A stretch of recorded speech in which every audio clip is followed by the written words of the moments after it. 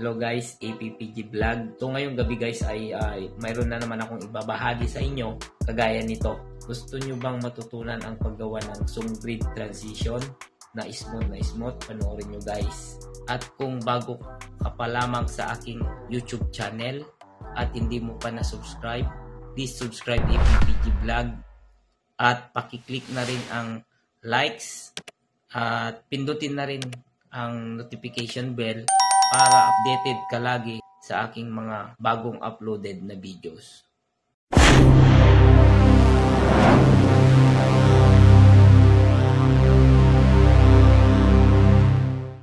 Gagawa tayo ng song grid transition na smooth. Yan. Ang gagamitin natin guys ay ito,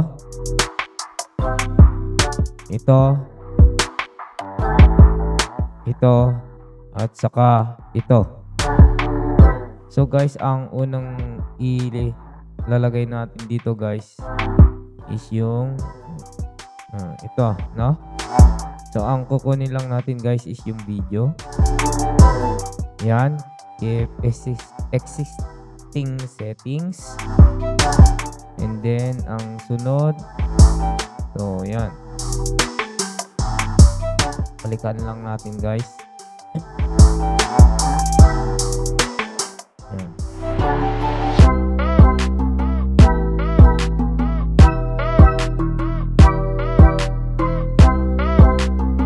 So ang sunod na ilagay natin guys, ito pala guys ay gagawa tayo ng song grid transition, yung smooth na smooth guys. So ang mangyayari dito guys, from dito sa may bottom left papunta sa top right ang gagawin natin. So kuha pa tayo ng tatlong video clip. So ang entry natin guys is ito yung entry natin guys, no? Tapos ang exit natin guys is, so ang gagawin natin guys para kita natin, no? Gagawa tayo ng, kita natin to. Gawin natin itong 2 seconds, no? 2 seconds. Itong nakikita nyo tong 11 na ito guys is frame yan, no? So kuha tayo ng 2 seconds. Yan. Kuha tayo ng 2 seconds. Yan. So dito natin ilalagay ngayon yung exit natin sa may 2 seconds, no? Ang exit natin guys is dito tayo sa exit. Yan, ito yung gagawin nating exit, no? Ang kukunin lang natin is yung video. Kung makikita nyo itong icon, kung kukunin nyo lahat kasi ito is sounds, kasama yung with sounds, no? Sasama lahat yan. Yung kukunin lang natin is yung video. So ilapag natin yan. So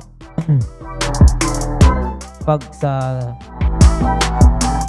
unang entry natin, no? Ang entry natin is itong si 216. Yan, si 216. At ang exit natin is si 211, itong dagat na to, no? So next is ang gagawin natin, kuha pa tayo ng dummy na video. So kahit ano na dito guys, no? Kunin natin ito. Kunin natin ito guys, lagay natin dito sa may layer. So kung paano mag-add ng layer pa, add track. Mag-add tayo ng layer, add track. Yan, okay lang. Yan, may video clip number 4 na siya. So ilagay natin din yung isa pang video na dummy natin. Yan, ito gawin nating dummy. So yan. So ito guys, explain ko lang, no? Once na papasok sa entry, mayroon siyang delay na 2 seconds, no? Bakit yung manok na pang-apat na layer? Kasi ito siya layer 4. Ang pinakamataas na layer siya yung makikita, no? So, ang gagawin natin para makita mo yung layer 2, close lang natin ito, no? Ang nagpapakita si layer 3. Pag i-close mo yan si layer 2. Close mo to si layer 1. So, ibalik natin guys. So, bigyan natin ng 2 seconds na delay bago papasok yung mga dummy, no? So, hanggang 5 seconds tayo. Hanggang 5 seconds yung gagawin natin na itong grid transition. So, ikakat natin lahat yan by holding shift, no? Ulitin ko press natin dito sa tool, yung razor tool, click natin and then lagay natin sa itong 5 seconds and then hold shift and then press left click ng mouse. Yan, nakat na lahat guys. So, hindi ko na kailangan itong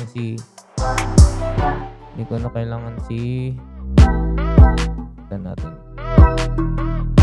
Yan, hindi ko na kailangan ito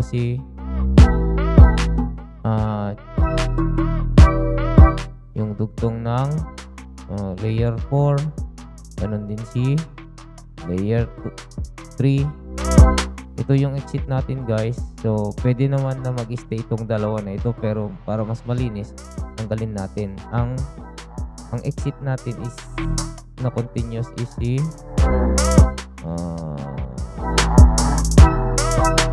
layer 2. So, tanggalin natin si layer 1. Yan. So, tapos ibaba natin. So, ang gagawin natin guys, para makapaglagay tayo ng effect, lahat malagyan ito ng effect, kasi gagawa tayo ng zoom grid transition, ay ikakat din natin itong si layer 1. Para, ang gagawin natin guys, lalagyan natin itong effect na itong 4 na layer na ito. So, lakihan natin guys. Yan. So, maglalagay tayo ng effect. So, ang ilalagay natin na effect is, yan, ito. Ito tayo. Storysium. Yan. Click natin si preset story. Yan. Yan guys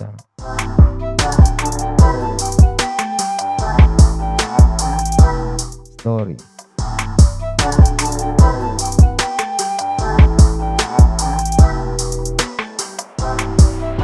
Yan. So, ito si Storysium. Maglalagay tayo ng effect. So, ang gagawin natin guys, ang dami dito is si 0038 at saka si 00265, no? Yan. So, ang gagawin natin sa layer 4, si 00263 is ilalagay natin dito guys. Boto ay top left, no? Mag-position na tayo guys. Positioning na tayo. So, ang pinakamataas is si 00265 ilalagay natin sa top left, no? I-drag natin yung top left na effect. And, so, nandito na siya guys. Next, ang gagawin natin, next na dami natin, ilalagay natin sa dito banda, bottom right. So, select natin si bottom right. Nasaan na si position bottom right? Ito, bottom right. Pag ibinitawan ko dito guys, yan, nandito na siya.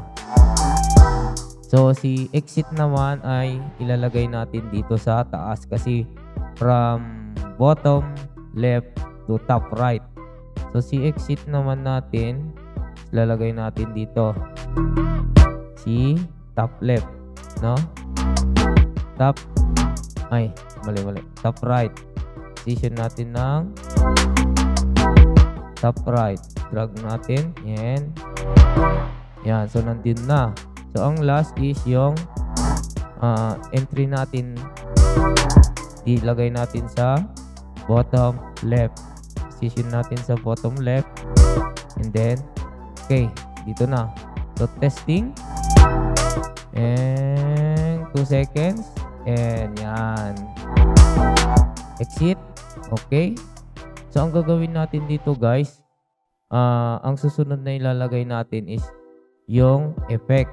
Pero before gagawin natin yung effect na yon is kailangan inines natin ito para may apply natin yung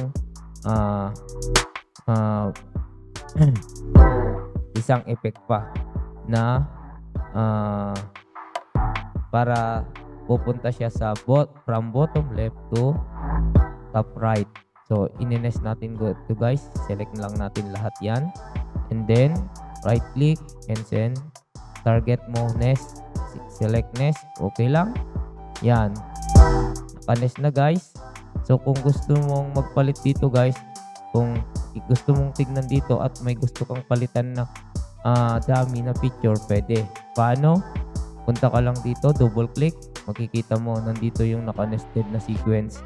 So halimbawa tanggalin mo ito dahil gusto mong palitan, yan, tatanggalin mo, nawala na ito guys, no? Nawala. So balik tayo dito, maapektuhan ba dito kung nagtanggal ka doon? Yes, kasi connected siya. Tignan natin, testing, wala siya. So undo natin para ibalik natin yung nawala. So yan, ganun lang. So ang gagawin natin guys na sunod is kukunin natin yung effect na si bottom from bottom left to top right, no? Hanapin natin siya, bottom left to top right. Click natin, then drag natin, then apply. So next, testing, 2 seconds delay, and then zoom, and then smooth, and continuous. So ganun guys yung paggawa lang ng SongGrid transition. Yan, salamat sa inyong panunood. Sana kung nagustuhan nyo itong aking ginawa o ibinahagi sa inyo ay huwag nyo kalimutan na i-likes at i-share. Bye-bye!